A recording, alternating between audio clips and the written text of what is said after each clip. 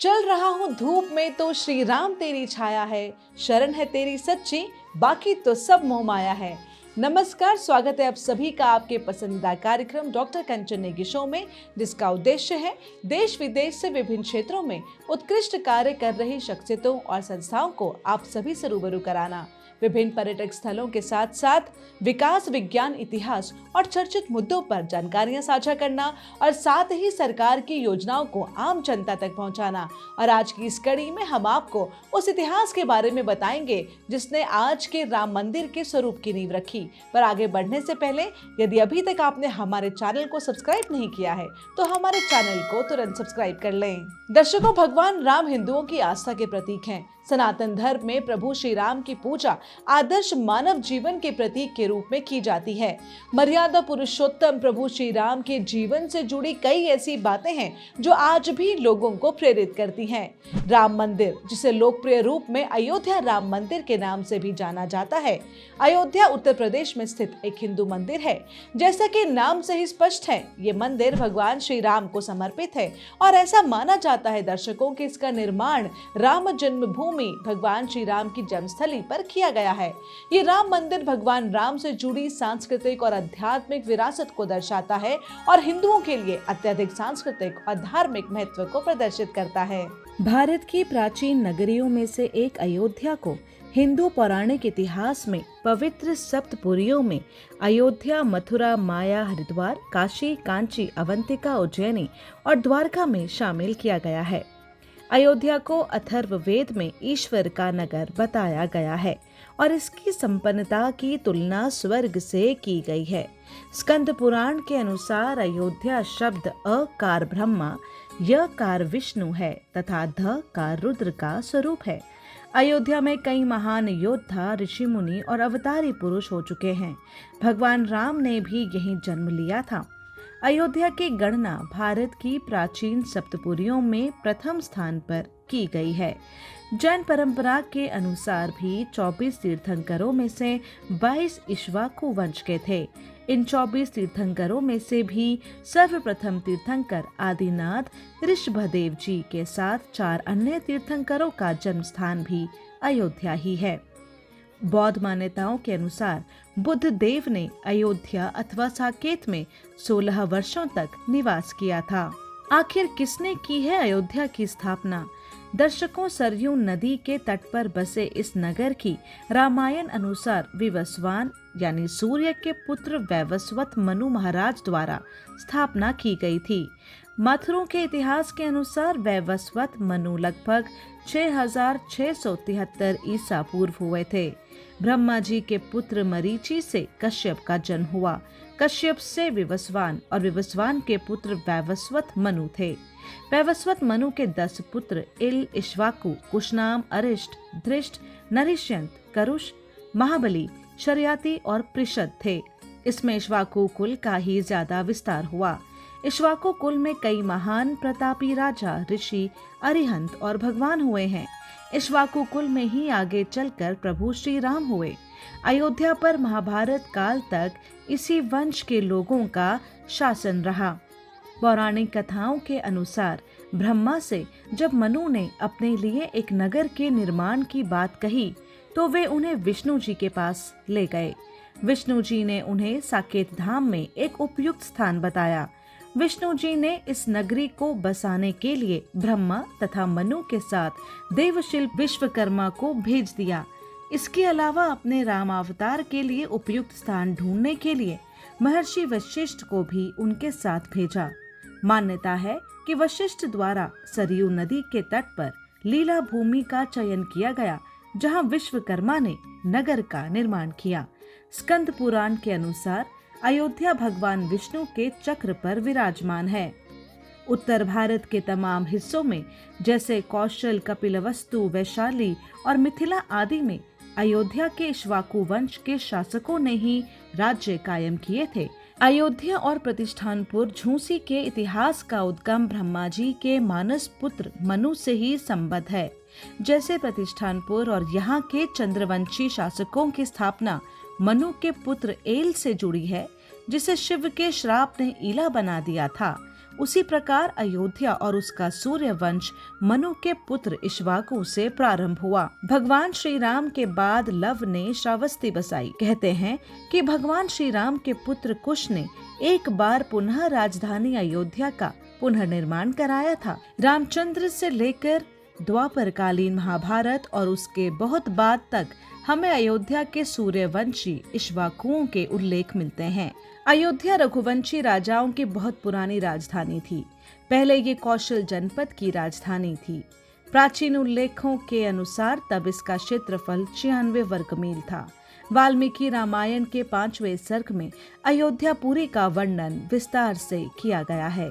7वीं सदी के चीनी यात्री हुएनसांग ने इसे पिकोसिया संबोधित किया है। राम जन्मभूमि मंदिर की यदि बात करें तो यह स्थान रामदूत हनुमान के आराध्य प्रभु श्री राम का जन्म स्थान है। राम एक ऐतिहासिक महापुरुष थे और इसके पर्याप्त प्रमाण हैं। शोधानुसार पता चलता है कि भगवान राम का जन्म 5114 ईस्वी पूर्व हुआ था। चैत्र मास की नवमी को रामनवमी के रूप में मनाया जाता है। दर्शकों, आइए अब आपको इसके इतिहास में लेकर चलते हैं। किस्सा 1526 से शुरू होता है। ये वो साल था जब मुगल शासक बाबर भारत आया। 2 साल बाद बाबर के सूबेदार मीर बाकी ने अयोध्या में एक मस्जिद बनवाई। ये मस्जिद उसी जगह बनी जहां भगवान राम का जन्म हुआ था। बाबर के सम्मान में मीर बाकी ने इस मस्जिद का नाम बाबरी मस्जिद दिया। ये वो दौर था जब मुगल शासन पूरे देश में फैल रहा था। मुगलों और नवाबों के शासन के दौरान 1528 से 1853 तक इस मामले में हिंदू बहुत मुखर नहीं हो पाए। 19वीं सदी में मुगलों और नवाबों का शासन कमजोर पड़ने लगा। अंग्रेज हुकूमत प्रभावी हो चुकी थी। इस दौर में हिंदुओं ने यह मामला उठाया और कहा कि भगवान राम के जन्मस्थान मंदिर को तोड़कर मस्जिद बना ली गई। इसके बाद से रामलला के जन्मस्थल को वापस पाने की लड़ाई शुरू हुई। दर्शकों, बाबरी मस्जिद बनने के 330 साल बाद शुरू हुई पहली एफआईआर। जी हां दर्शकों, मीर बाकी के मस्जिद बनाने के 330 साल बाद 1858 में लड़ाई कानूनी हो गई, जब पहली बार परिसर में हवन पूजन करने पर एक एफआईआर हुई। अयोध्या रिविजिटेड किताब के मुताबिक 1 दिसंबर 1858 को अवध के थानेदार शीतल दुबे ने अपनी रिपोर्ट में बताया कि परिसर में चबूतरा बना है। ये पहला कानूनी दस्तावेज है जिसमें परिसर के अंदर राम के प्रतीक होने के प्रमाण हैं। इसके बाद तारों की एक बाड़ खड़ी कर विवादित भूमि के आंतरिक और बाहरी परिसर में मुस्लिमों और हिंदुओं को अलग अलग पूजा और नमाज की इजाजत दी गई। दर्शकों, उसके बाद 1858 में हुई घटना के 27 साल बाद 1885 में राम जन्मभूमि के लिए लड़ाई अदालत पहुंची, जब निर्मोही अखाड़े के महंत रघुबर दास ने फैजाबाद के न्यायालय में स्वामित्व को लेकर दीवानी मुकदमा दायर किया। दास ने बाबरी ढांचे के बाहरी आंगन में स्थित राम चबूतरे पर बने अस्थायी मंदिर को पक्का बनाने और छत डालने की मांग की। जज ने फैसला सुनाया कि वहां हिंदुओं को पूजा अर्चना का अधिकार है, लेकिन वे जिलाधिकारी के फैसले के खिलाफ मंदिर को पक्का बनाने और छत डालने की अनुमति नहीं दे सकते। एक और जहां देश भर में अंग्रेजों के खिलाफ आंदोलन चलाकर आजादी लेने की मुहिम जारी रही, वहीं दूसरी ओर राम जन्मभूमि की लड़ाई भी जारी रही। देश के आजाद होने के 2 साल बाद 22 दिसंबर 1949 को ढांचे के भीतर गुंबद के नीचे मूर्तियों का प्रकटीकरण हुआ। आजादी के बाद पहला मुकदमा हिंदू महासभा के सदस्य गोपाल सिंह विशारद ने 16 जनवरी 1950 को सिविल जज फैजाबाद की अदालत में दायर किया। विशारद ने ढांचे के मुख्य गुंबद के नीचे स्थित भगवान की प्रतिमाओं की पूजा अर्चना की मांग की। करीब 11 महीने बाद 5 दिसंबर 1950 को ऐसे ही मांग करते हुए महंत रामचंद्र परमहंस ने सिविल जज के यहाँ मुकदमा दाखिल किया। मुकदमे में दूसरे पक्ष को संबंधित स्थल पर पूजा अर्चना में बाधा डालने से रोकने की मांग रखी गई। मुकदमों की कड़ी में एक और मुकदमा 18 दिसंबर 1961 को दर्ज किया गया। ये मुकदमा उत्तर प्रदेश के केंद्रीय सुन्नी वक्फ बोर्ड ने दायर किया। कहा कि ये जगह मुसलमानों की है, ढांचे को हिंदुओं से लेकर मुसलमानों को दे दिया जाए, ढांचे के अंदर से मूर्तियां हटा दी जाएं। ये मामला न्यायालय में चलते रहे। फैसलों की बात करें उससे पहले रामकाज के लिए हुए कुछ और आंदोलनों की तरफ आपको ले चलते हैं।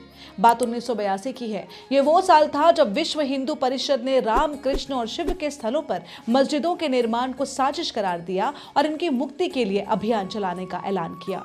2 साल बाद 8 अप्रैल 1984 को दिल्ली में संत महात्माओं, हिंदू नेताओं ने अयोध्या के श्री राम जन्मभूमि स्थल की मुक्ति और ताला खुलवाने को आंदोलन का फैसला किया। जनवरी 1990 में प्रयाग में कुंभ मेले के दौरान मंदिर निर्माण के लिए गांव-गांव शिला पूजन कराने का फैसला हुआ। साथ ही 9 नवंबर 1990 को श्री राम जन्मभूमि स्थल पर मंदिर के शिलान्यास की घोषणा की गई।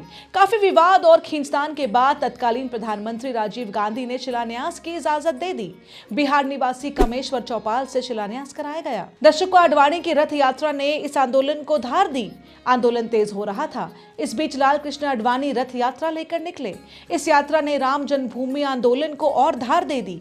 देश की राजनीति तेजी से बदल रही थी। आडवाणी गिरफ्तार हुए। गिरफ्तारी के साथ केंद्र में सत्ता परिवर्तन भी हुए। भाजपा के समर्थन से बनी जनता दल की सरकार गिर गई। कांग्रेस के समर्थन में चंद्रशेखर प्रधानमंत्री बने। ये सरकार भी ज्यादा नहीं चली। नए सिरे से चुनाव हुए और एक बार फिर केंद्र में कांग्रेस सत्ता में आई। इन सब के बीच आई वो ऐतिहासिक तारीख जिसका जिक्र किए बिना ये किस्सा पूरा नहीं हो सकता।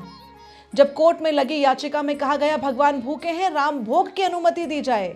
दर्शकों, मुकदमों की बात हुई है तो फिर से कानूनी लड़ाई की ओर चलते हैं और बात फैसलों की करते हैं। एक फैसला 1 फरवरी 1986 को आया जब फैजाबाद के जिला न्यायाधीश के.एम. पांडे ने स्थानीय अधिवक्ता उमेश पांडे की अर्जी पर इस स्थल का ताला खोलने का आदेश दे दिया। फैसले के खिलाफ इलाहाबाद उच्च न्यायालय की लखनऊ खंडपीठ में दायर अपील खारिज हो गई। बाबरी ढहाए जाने के 2 दिन बाद 8 दिसंबर 1992 को अयोध्या में कर्फ्यू लगा था। वकील हरिशंकर जैन ने उच्च न्यायालय की लखनऊ खंडपीठ में गुहार लगाई कि भगवान भूखे हैं, राम भोग की अनुमति दी जाए। करीब 25 दिन बाद 1 जनवरी 1993 को न्यायाधीश हरिनाथ तिलहरी ने दर्शन पूजन की अनुमति दे दी। 7 जनवरी 1993 को केंद्र सरकार ने ढांचे वाले स्थान और कल्याण सिंह सरकार द्वारा न्यास को दी गई भूमि सहित यहां पर कुल 67 एकड़ भूमि का अधिग्रहण कर लिया। हाईकोर्ट में शुरू हुई मालिकाना हक पर सुनवाई हुई। जी हां दर्शकों, अप्रैल 2002 में उच्च न्यायालय की लखनऊ खंडपीठ ने विवादित स्थल का मालिकाना हक तय करने के लिए सुनवाई शुरू हुई। उच्च न्यायालय ने 5 मार्च 2003 को भारतीय पुरातत्व सर्वेक्षण को संबंधित स्थल पर खुदाई का निर्देश दिया। 22 अगस्त 2003 को भारतीय पुरातत्व सर्वेक्षण ने न्यायालय को रिपोर्ट सौंपी। इसमें संबंधित स्थल पर जमीन के नीचे एक विशाल हिंदू धार्मिक ढांचा यानी मंदिर होने की बात कही गई। इलाहाबाद उच्च न्यायालय ने दिया ऐतिहासिक फैसला। दर्शकों, 30 सितंबर 2010 को इलाहाबाद उच्च न्यायालय ने इस स्थल को तीनों पक्षों श्री राम लला विराजमान निर्मोही अखाड़ा और सुन्नी सेंट्रल वक्फ बोर्ड में बराबर बराबर बांटने का आदेश दिया। न्यायाधीशों ने बीच वाले गुंबद के नीचे जहां मूर्तियां थी उसे जन्म स्थान माना। इसके बाद मामला सर्वोच्च न्यायालय पहुंचा। 21 मार्च 2017 को सर्वोच्च न्यायालय ने मध्यस्थता से मामले सुलझाने की पेशकश की। ये भी कहा कि दोनों पक्ष राजी हो तो वे भी इसके लिए तैयार हैं। सुप्रीम फैसले ने साफ किया मंदिर निर्माण का रास्ता। दर्शकों, 6 अगस्त 2019 को सर्वोच्च न्यायालय ने प्रतिदिन सुनवाई शुरू की। 16 अक्टूबर 2019 को सर्वोच्च न्यायालय में सुनवाई पूरी हुई और कोर्ट ने फैसला सुरक्षित रख लिया। इससे पहले 40 दिन तक लगातार सुप्रीम कोर्ट में सुनवाई होती रही। 9 नवंबर 2019 को 134 साल से चली आ रही लड़ाई में अब वक्त था अंतिम फैसले का। 9 नवंबर 2019 को सर्वोच्च न्यायालय ने संबंधित स्थल को श्री राम जन्मभूमि माना और 2.77 एकड़ भूमि रामलीला के स्वामित्व की मानी।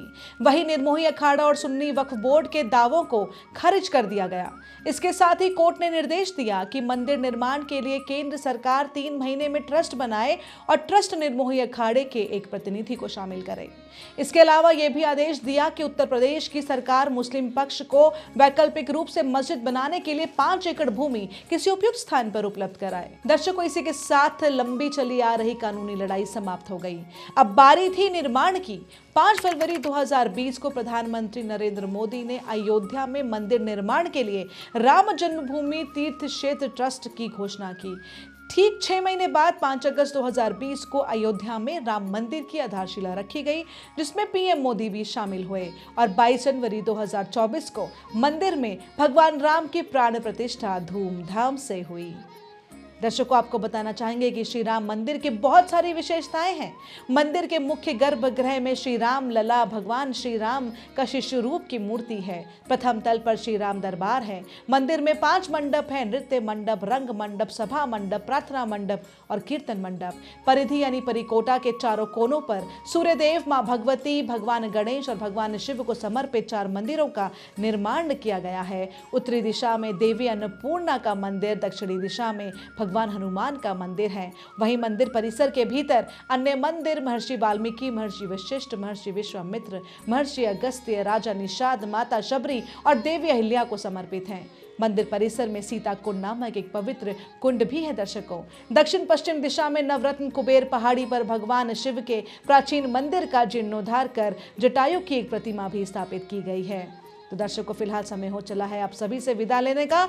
चलते चलते कहना चाहूंगी, काम करो ऐसा कि एक पहचान बन जाए, हर कदम ऐसा चलो कि निशान बन जाए। यहाँ जिंदगी तो हर कोई काट लेता है, लेकिन जिंदगी जियो ऐसे कि मिसाल बन जाए। और इन्हीं पंक्तियों के साथ और इस उम्मीद के साथ कि डॉक्टर कंचन नेगी शो की टीम फिर हाजिर होगी अगले शनिवार रात 9 बजे सिर्फ उत्तराखंड हेरिटेज मीडिया पर। अब फिलहाल हमारी टीम को और मुझे यानी डॉक्टर कंचन नेगी को दीजिए इजाजत। नमस्कार। महिला सशक्तिकरण एवं बाल विकास विभाग उत्तराखंड के 105 परियोजना में संचालित आधार किट के माध्यम से आंगनबाड़ी केंद्रों में पंजीकृत लाभार्थियों यानी 6 माह से 6 वर्ष के बच्चों और महिलाओं के आधार पंजीकरण एवं आधार कार्ड में संशोधन का कार्य किया जा रहा है, जिससे कि लाभार्थियों को योजनाओं का लाभ ससमय पर मिल सके। बच्चों का आधार पंजीकरण निःशुल्क किया जाता है, जबकि महिलाओं का आधार संशोधन उत्तराखंड सरकार द्वारा निर्धारित शुल्क ₹50, आधार अपडेट, फोन नंबर, पता और ₹100 बायोमेट्रिक अपडेट, फोटो, फिंगरप्रिंट के लिए चार्ज किया जाता है। तो आप भी तुरंत नजदीकी परियोजना या अपने विकासखंड में जाकर इस सुविधा का लाभ उठा सकते हैं। सौजन्य से महिला सशक्तिकरण एवं बाल विकास विभाग उत्तराखंड।